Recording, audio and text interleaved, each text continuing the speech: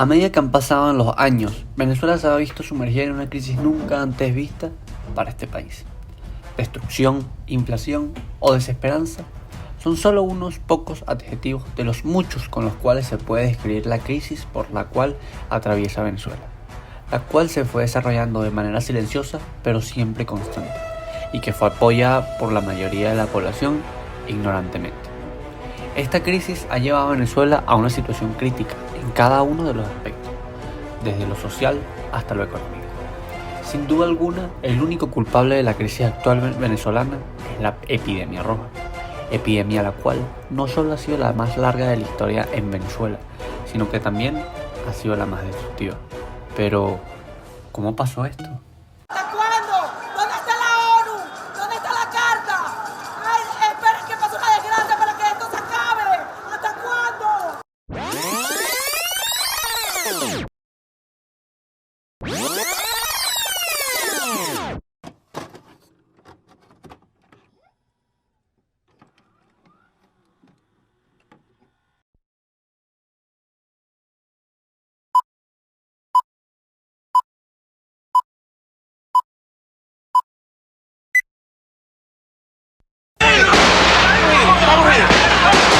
Unidades militares acantonadas en Caracas y Maracay trataron de derrocar al gobierno constitucional de Carlos Andrés Pérez a través de un asalto armado contra el Palacio de Miraflores y otras dependencias oficiales del país. El este de Caracas se vio sacudido a la medianoche por intensos combates entre las fuerzas leales al gobierno y las tropas insurgentes que coparon la Casona, el Palacio de Miraflores y cuarteles de la Guardia Nacional y la DICIP. El presidente de la República, en un mensaje difundido a la nación, informó que unidades de paracaidistas pertenecientes al batallón José Leonardo Chirinos de Aragua pretendieron tomar por sorpresa al gobierno e instó a las Fuerzas Armadas a cumplir su juramento. Oficiales y soldados, les habla su comandante en jefe. Su obediencia es para conmigo, para quien tiene el mandato del pueblo, para quien juró la Constitución. Cualquier oficial que pretenda hacerles desconocer su mandato de cualquier jerarquía debe ser desconocido con ustedes. Ustedes tienen que honrar el juramento. Venezuela se ha visto afectada durante los últimos meses por disturbios motivados por las medidas económicas del gobierno, las cuales podrían haber sido un factor que motivó el intento de golpe. En Venezuela hemos tenido una campaña de opinión que ha generado realmente problemas y yo creo que esto es una consecuencia de esa campaña de opinión contra la propia estabilidad del gobierno. Nosotros acá en Caracas no logramos controlar el poder. Ustedes lo hicieron muy bien por allá, pero ya es tiempo de evitar más derramamiento de sangre, ya es tiempo de reflexionar y vendrán nuevas situaciones y el país tiene que enrumbarse definitivamente hacia un destino mejor. Nosotros vamos a hacer un gran frente nacional y nosotros le pedimos al pueblo venezolano que nos acompañe todos como un solo hombre en la búsqueda de la transformación estructural que este pueblo requiere. En Venezuela tiene su hora, y es que llegó la hora del pueblo.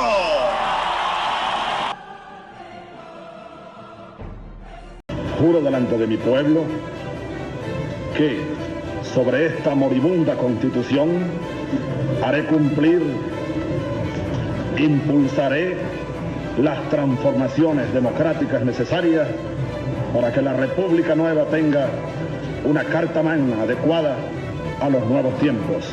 Lo juro.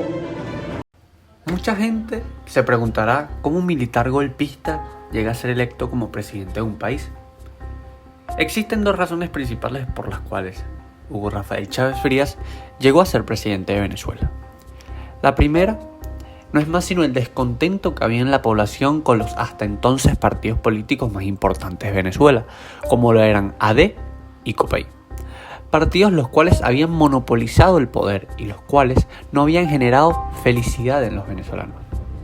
Y la segunda no se puede describir mejor que con la famosa frase de nuestro libertador Simón Bolívar: un pueblo ignorante es un elemento ciego de su propia destrucción.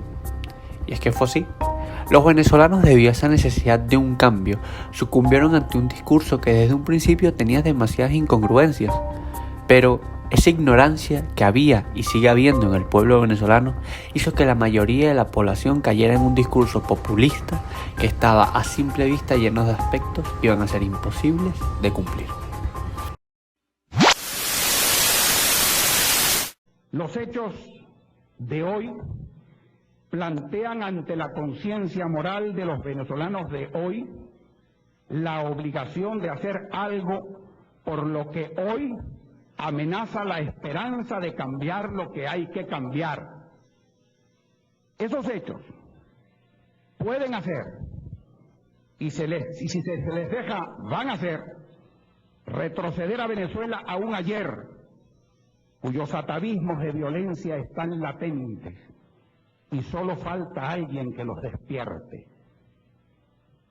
Y alguien los está despertando. Como se puede ver en el video anterior, desde que el chavismo empezó a agarrar auge, ya se podía ver a simple vista lo que se venía.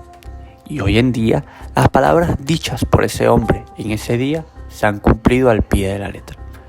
El chavismo siempre ofreció un nivel de vida que con las medidas económicas que tomaron iba a ser insostenible. Ofrecieron una calidad de vida buena y hoy en día más del 90% de la población vive en la pobreza y en la miseria. Ofrecieron un país próspero y hoy en día Venezuela está en el peor momento en todos los aspectos de la historia como país. Dijeron que respetarían la propiedad privada y hoy en día las empresas privadas o han sido expropiadas o gracias a las medidas económicas tomadas se están yendo del país. Pero, ¿y qué consecuencias trajo el dejar que todo este discurso se desarrollara? Esta epidemia se fue desarrollando poco a poco. Con esto, buscando el apoyo de la población para así poder gobernar de una manera mucho más fácil y ante los ojos del mundo, legítimo. El chavismo, fiel siempre a su populismo y el supuesto socialismo que popularizaron, que finalmente no fue más que un maquillaje hacia el comunismo, implementó medidas económicas que no fueron sustentables con el tiempo, como hoy en día se puede ver, además de destruir tanto la educación como la economía. Por otro lado, se puede ver el deterioro de todas las infraestructuras venezolanas debido al mal manejo de los fondos para el mantenimiento de las mismas y el hecho de retirar cosas como el peaje, el cual servía para de cierta manera ayudar al presupuesto nacional, en este caso en el aspecto de las carreteras, que hoy en día son irreconocibles. Por último, pero lo más importante, el deterioro de la población venezolana, tanto en los valores como en los principios. Esto como consecuencia de la completa destrucción de un sistema educativo y judicial. ¿Por qué?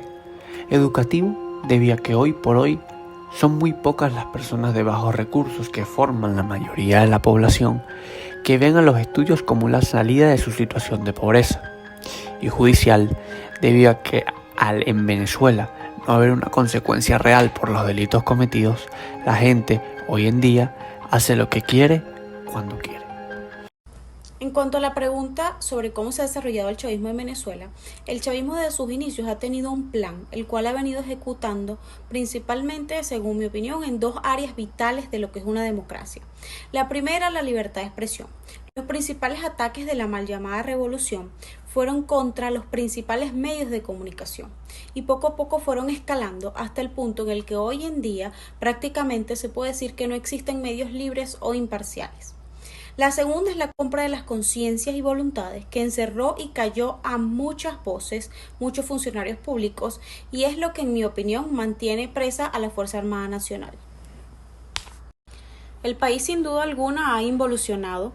Venezuela siempre fue ejemplo para muchos países de democracia, de evolución y hoy en día es muy notorio el deterioro en las principales áreas como lo son la salud, la educación, la infraestructura, los servicios básicos escasean.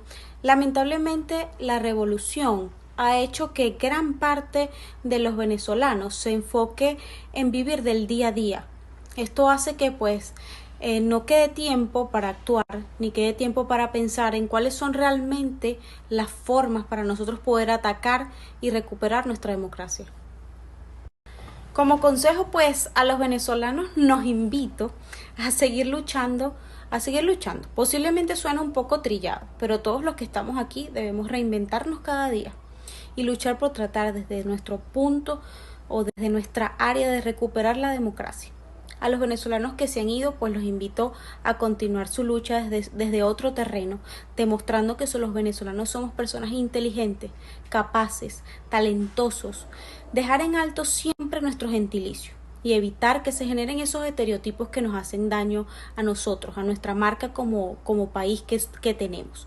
Recordar siempre que hablar mal de Venezuela es hablar mal de ti. El pueblo de Venezuela, como lo expresó en la entrevista el especialista, nunca ha dejado de buscar esa vacuna que le haga frente a esa epidemia que ha atormentado y enfermado a todo el pueblo de Venezuela. Como también lo expresó el especialista, el pueblo venezolano no se ha dejado dominar por este régimen y es una nación que se ha sabido levantar de cada una de las derrotas que ha sufrido en la lucha por su libertad. Y es que así es el venezolano, siempre echado para adelante, con carácter, luchador y aguerrido, pero sobre todo amable y bondadoso. Y es por eso que este es un pueblo que no se rinde ni se rendirá jamás.